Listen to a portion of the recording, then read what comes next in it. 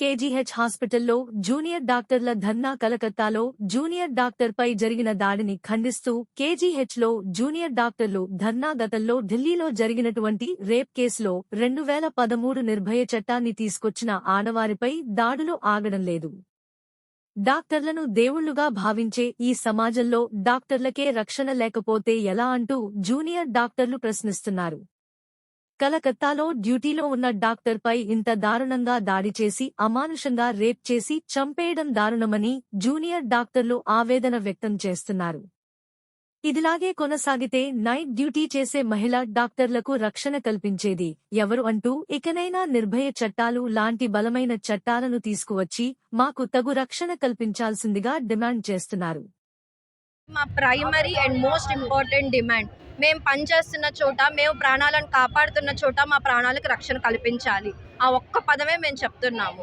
మా మీద జరిగే దాడుల్ని గవర్నమెంట్ వద్దని చెప్పాలి, వాటిని ఖండించాలి అండ్ వాటిని ఇమీడియట్గా ఏదైనా ఐదర్ జైల్లో పెట్టాలి లేదంటే ఫైన్ వేయాలి. జనాలకి కూడా ఎడ్యుకేషన్ ఉండాలండి. దట్ డాక్టర్స్ ఎవరైతే ప్రాణాలు కాపాడుతున్నారో వాళ్ళని ప్రాణాలు తీయకూడదు, వాళ్ళని హింసించకూడదు అనేసి మేము కోరుకుంటుంది ఒక్కటే, సెక్యూరిటీ, అంతే.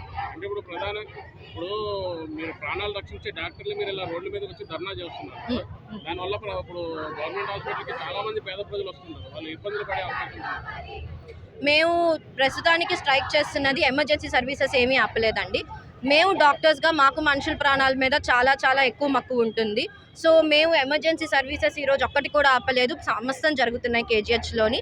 మేము ఆపింది academic activities and OP activities మాత్రమే ఆపాము. ఎవరికైనా ఎమర్జెన్సీ ఉంటే వాళ్ళు కేజీహెచ్ క్యాజువాలిటీకి వచ్చి చూపించుకోవచ్చు. అక్కడ డాక్టర్స్ ఇంకా ఉన్నారు, ఇంకా పనిచేస్తున్నారు. మేము పేషెంట్స్కి హానికరంగా అయితే మాత్రం ఏమీ చేయట్లేదు. బట్ మా హక్కుల కోసం మేము ఎప్పుడైనా పోరాడకపోతే ఇంకెప్పుడు చేస్తాం. జరిగింది చిన్న విషయం కాదండి మేము కామ్గా ఉండడానికి. సో మేము ఖచ్చితంగా దీనికోసం పోరాడాలి.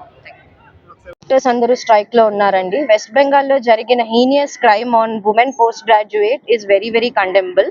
అందుకని ప్రతి డాక్టర్ ఈ రోజున ఎమర్జెన్సీ సర్వీసెస్ తప్ప మిగతా అన్ని సర్వీసెస్ బాయ్కాట్ చేసి మేము అందరం స్ట్రైక్ లో నించుంటున్నాం. సెక్యూరిటీ అనేది ఏ మనిషికైనా బేసిక్ రైట్ అండి. మేము ఇంత సర్వీస్ చేస్తున్నప్పుడు వచ్చి హాస్పిటల్స్లోని మాకు సెక్యూరిటీ ప్రొవైడ్ చేయడం కూడా గవర్నమెంట్కి ఒక రైట్ లాగా ఉండాలి. సెంట్రల్ ప్రొటెక్షన్ యాక్ట్ రావాలి డాక్టర్స్కి ఎగ్నెస్ట్గా.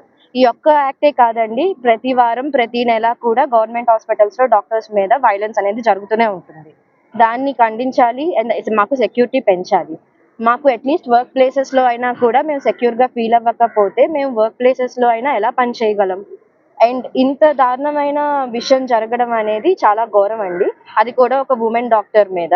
So the entire nation is standing with her. We demand justice for her death and for hour protection and for hour security.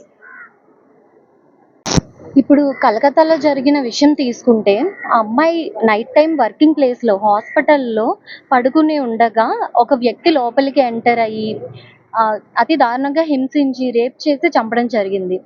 ఇలాంటి ఏ దారుణం ఏదైతే ఉందో అది వర్క్ ప్లేస్లో జరగడం మా అందరికీ చాలా భయాందోళన కలిగిస్తున్నాయి. ఒక డాక్టర్ అనే కాదు, మేము కో డాక్టర్గా మా సపోర్ట్ని మేము అందిస్తున్నాం, కానీ ఇది ఒక అమ్మాయికి జరిగిన అన్యాయం. కాబట్టి మేము మిగతా ఒక భారత పౌరుడిగా ప్రతి ఒక్కరికి ఈ బాధ్యత ఉంది.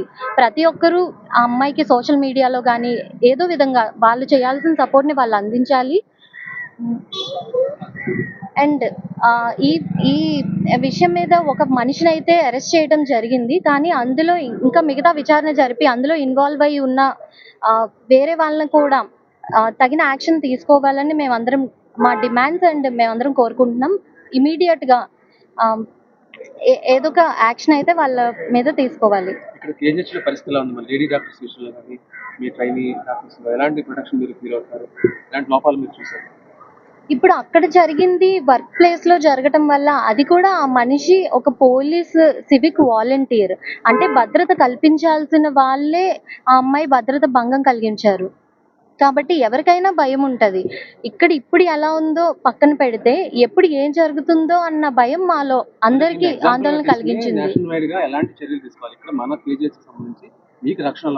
ఒకటి, ప్రతి ఒక్కరికి ఫస్ట్ అవేర్నెస్ తీసుకురావాలి. అంటే ఒక మనిషి చాలా చట్టాలు వస్తున్నాయి. ఒక అమ్మాయి మీద అత్యాచారం జరిగితే చాలా చట్టాలు వస్తున్నాయి, కాకపోతే ఏ చట్టము ఆపలేకపోతుంది. ఒక మనిషిని అత్యాచారం చేస్తే ఇది జరుగుతుంది అన్న భయం లేకపోతేనే ఇలాంటివన్నీ జరుగుతాయి. కాబట్టి ఫస్ట్ అందరికీ అవేర్నెస్ తీసుకురావాలి. వాళ్ళల్లో ఆ చట్టం అన్నది ఒక మనిషిలో భయం తెచ్చిన రోజే ఆ చట్టం సక్సెస్ అయినట్టు. కాబట్టి చట్టాలు కొంచెం స్ట్రాంగ్‌గా ఉండాలి. ప్రజలందరికీ అవేర్నెస్ ఉండాలి అన్నది మేమందరం కోరుకుంటున్నాం.